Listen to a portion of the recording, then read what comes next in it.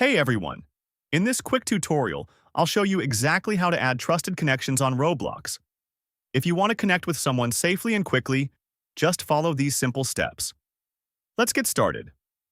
First, open your Roblox app. Once you're in, head to the top right corner of the screen and tap on your profile icon.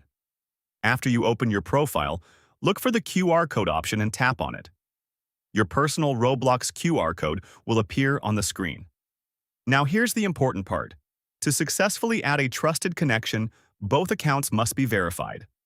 Make sure your account is verified and that you're 13 years old or older. The person you want to connect with must also have their account verified and meet the age requirement. If either account isn't verified or doesn't meet the age requirement, the trusted connection feature won't work.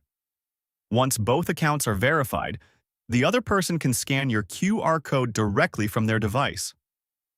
They just need to open the QR scanner inside Roblox and scan your code.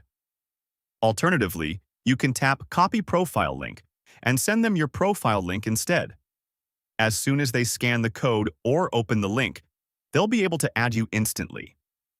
And just like that, your trusted connection will be successfully set up between both of you. That's it. That's the easiest way to add trusted connections on Roblox.